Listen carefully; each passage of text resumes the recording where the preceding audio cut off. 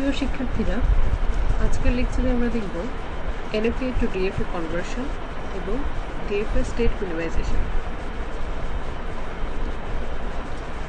তো regular expression থেকে কীভাবে এনএফএতে কনভার্ট করতে হয় সেই স্টেপগুলো আমরা লাস্টের ভিডিওতে দেখেছিলাম। তো এই প্রসেসটায় ঝামেলা কেউ ফিল করে থাকলে আগের ভিডিওটা দেখে আসলে ভালো হয়। তো আমরা যখন কোনো রেগুলার এক্সপ্রেশন থেকে এনএফএতে কনভার্ট করি, তারপরে ডিএফএতে কনভার্ট করার জন্য এরপরের স্টেপ হচ্ছে আমাদেরকে ট্রানজিশন টেবিলটা বানাতে হয়। তো ট্রানজিশন টেবিল বানানোর জন্য আমরা আগে দেখেছিলাম যে আমাদের একদিকে হচ্ছে স্টেটগুলো থাকে আর আরেকদিকে থাকে সিম্বলগুলো। কোন স্টেট থেকে কোন সিম্বল ইউজ করে কোন স্টেটে যাওয়া যায় সেগুলো আমরা করেসপন্ডিং সেলগুলোতে লিখি। যেমন এখানে কিউ নোটে এ দিলে আমরা কিউ নোটে থাকছি, বি দিলে যাচ্ছি, এ দিলে কিউ নোটে থাকছি, আবার কিউ ওয়ানে যাচ্ছি, বি দিলে কিউ নোটেই থাকছি। কিউ ওয়ানে এ দিলে আমরা কোথাও যাচ্ছি না, বি দিলে আমরা যাচ্ছি কিউ টুতে। অনুরূপভাবে কিউ টুতে এ দিলে কোথাও যাচ্ছি না, বি দিলে যাচ্ছি কিউ থ্রিতে। এবং কিউ থ্রিতে বা ফাইনাল স্টেটে যখন চলে আসছি তখন সেখানে এ বা বি যাই দিই না কেন আমরা কোনো নতুন স্টেটে যাচ্ছি না। তো এই জন্য দুইটা হচ্ছে আমাদের আনডিফাইন্ড। তো এভাবে আমরা প্রথম স্টেপে একটা ট্রানজিশন টেবিল বানালাম আমাদের এনএফএটা থেকে। এরপরে আমরা যেটা করব, এই ট্রানজিশন টেবিল থেকে আমরা স্টেটগুলোকে মডিফাই করতে থাকবো। তো একদম শুরুর স্টেপটা যেরকম আছে সেটাই থাকবে। এখন প্রত্যেকটা স্টেটের সাথে সিম্বলগুলা ইউজ করলে যে আউটপুটগুলো পাবো সেগুলোকে একটা স্টেট বলবো আমরা। যেমন এখানে কিউ নোটে এ দিলে কিউ নোট কিউ ওয়ান দুইটা স্টেট হয়, কিন্তু এই পর্যায়ে এসে মানে এই স্টেপ টুতে এসে এই প্রত্যেকটা দুইটা বা তিনটা স্টেট মিললে যে আউটপুট হবে সেগুলোকে আমরা এক সিঙ্গেল স্টেট বলবো। যেমন কিউ নোট কিউ ওয়ান মিলে একটা স্টেট, কিউ নোট একটা স্টেট। এবং প্রত্যেকবার ডান দিকে যে আউটপুটগুলো বা স্টেটগুলো আসবে সেগুলো যদি আগে না এসে থাকে তাহলে এগুলোকে আমরা পরের স্টেপে বাম দিকে নিয়ে যাব, সেটা হয়ে যাবে আমাদের নতুন স্টেট। তো শুরুতে কিউ নোটে এ দিলে আমরা কিউ নোট কিউ ওয়ান স্টেটে যাচ্ছি, বি দিলে যাচ্ছি কিউ নোটে। সো এই দুটো আউটপুটের মাঝে নতুন হচ্ছে আমাদের কিউ নোট আগেই ছিল, নতুনটাকে আমরা বাম দিকে নিয়ে আসলাম, এটাতে এ দিলাম, এ দিলে কিউ নোট কিউ ওয়ানে এ দিলে আমরা কিউ নোট কিউ ওয়ানে থাকছি, বি দিলে আমরা যাচ্ছি কিউ নোট কিউ টুতে। তো এ দিলে Q naught Q one, A দিলে কিউ নোট কিউ ওয়ান এবং আনডিফাইন্ড তিনটা মিলে হচ্ছে কিউ নোট কিউ ওয়ান, আর বি দিলে Q naught Q two. So Q naught Q two. তো এই দুটো আউটপুটের মাঝে নতুন হচ্ছে কিউ নোট কিউ টু। তো কিউ নোট কিউ টুকে আমরা নিয়ে আসলাম বাম দিকে। এখন কিউ নোট কিউ টুতে এ দিলে কিউ নোট কিউ টু, এই দুটোতে এ দিলে কিউ নোট কিউ ওয়ান এবং আনডিফাইন্ড এই দুইটা মিলে কিউ নোট কিউ ওয়ান পাচ্ছি, আর বি দিলে পাচ্ছি কিউ নোট আর কিউ থ্রি মিলে হচ্ছে কিউ নোট কিউ থ্রি। তো Q naught Q one Q naught Q three. এবং শেষের স্টেপে এই দুটো আউটপুটের মাঝে নতুন হচ্ছে আমাদের Q naught Q three. Q naught Q থ্রিতে চলে আসছে বাম দিকে। কিউ নোট কিউ থ্রিতে এ দিলে কিউ নোট কিউ থ্রি, এ দিলে কিউ নোট কিউ ওয়ান আর আনডিফাইন্ড মিলে হচ্ছে কিউ নোট কিউ ওয়ান, আর কিউ নোট এবং আনডিফাইন্ড মিলে হচ্ছে কিউ নোট। এই স্টেপে এসে আমরা যখন দেখলাম যে এই দুটো আউটপুটের মাঝে দুইটাই হচ্ছে আমাদের অলরেডি এর আগেই আসছে, নতুন কোনো স্টেট নেই। তো এ পর্যায়ে এসে আমরা আমাদের ইটারেশনটা অফ করে দেবো। মানে এখানে আমরা আমাদের যে স্টেটগুলো দরকার সবগুলো পেয়ে গেছি। এখন আমরা এই যে স্টেটগুলো আছে সেগুলোকে ইউজ করে আমরা একটা ডিএফএ আঁকবো। তো স্টেটগুলোকে আমরা লিখে ফেললাম Q naught Q one Q naught Q two Q naught Q three. এখন এই টেবিলটা ফলো করে কোন স্টেটে কোন সিম্বল দিলে আমরা কোন স্টেটে যাই এটা এই টেবিলটা ইউজ করে আমরা ডিএফএ এঁকে ফেলবো।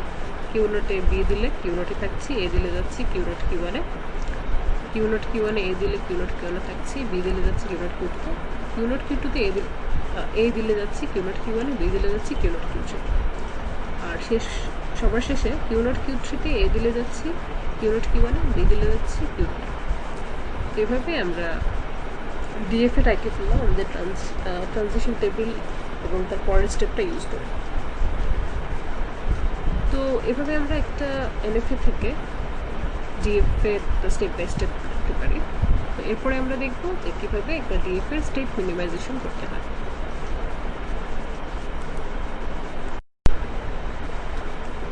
তো এ পর্যায়ে আমরা দেখব ডিএফ এর স্টেট মিনিমাইজেশন।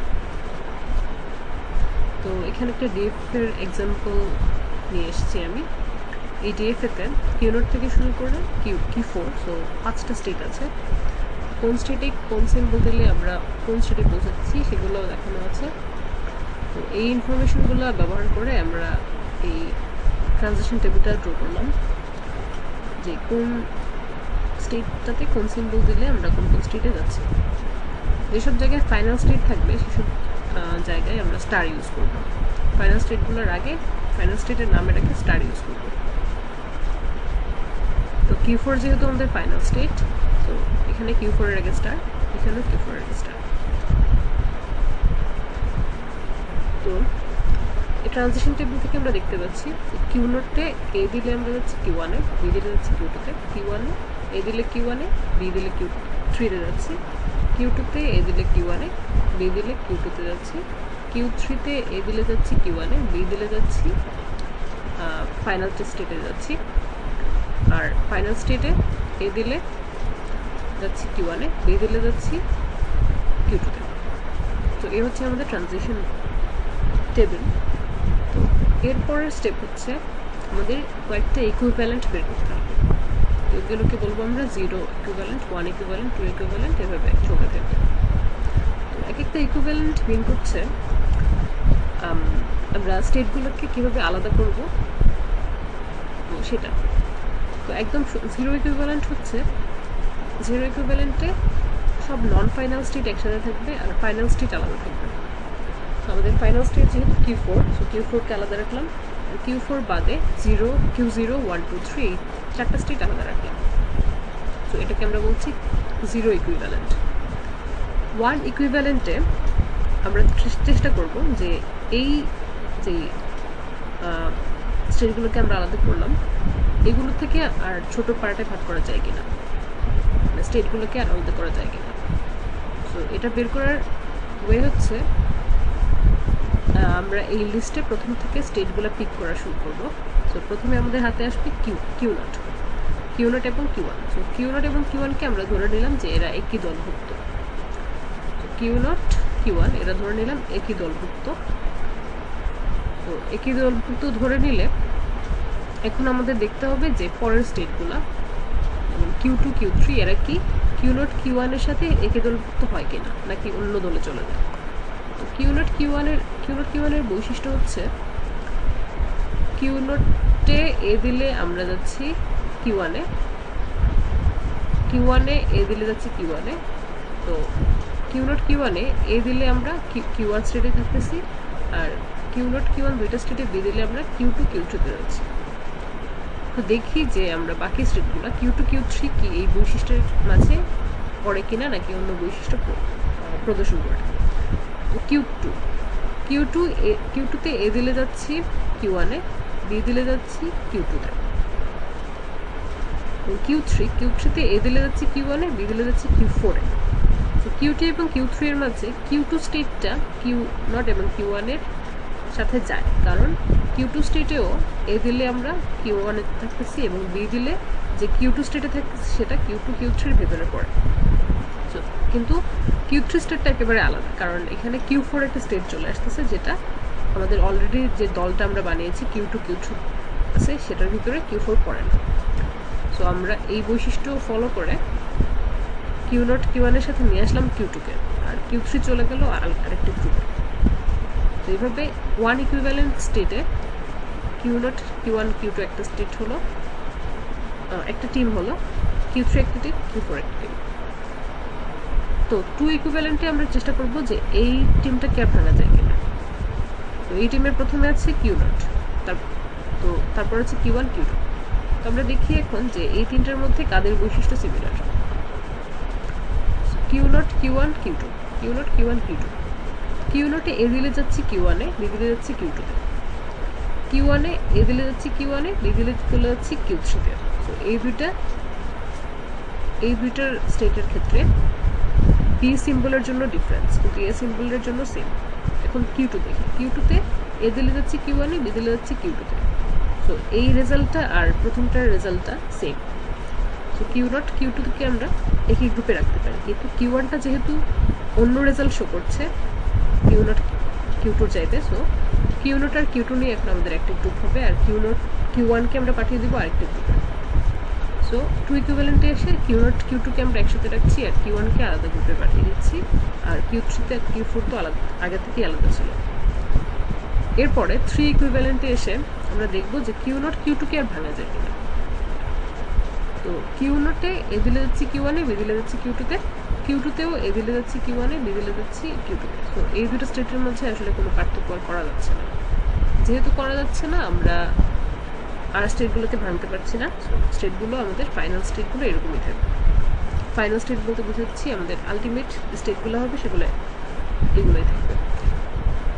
তো এই স্টেটগুলো ইউজ করে এখন আমাদেরকে ডিএফএ আঁকতে হবে নতুন করে। তো এই স্টেটগুলো হচ্ছে আমরা আবার লিখলাম কিউ1 কিউ3 কিউ4 আর হচ্ছে কিউ0 কিউ2। তো আমাদের আগে যে ডিএফএ ছিল সেই ডিএফএতে জাস্ট দুইটা স্টেট মার্জ হয়ে যাবে, কিউ0 আর কিউ2। বাকি স্টেটগুলো আগের মতোই থাকবে, কিউ1 কিউ3 কিউ4 থাকবে, আর কিউ0 আর কিউ2টা মার্জ হয়ে যাবে। সো কিউ0 কিউ2 মার্জ হয়ে গেল, আর বাকি স্টেপগুলো আগের মতোই থাকলো, এবং কোন স্টেট থেকে কোন সিম্বল ইউজ করে কোন স্টেটে যাই সেগুলো আগের মতোই থাকলো। আর যেই দুইটা স্টেট একসাথে হয়ে গেল, এই দুইটা স্টেটের যে কোনো একটা ট্রানজিশন ইউজ করলেই হয়ে যাবে আমাদের।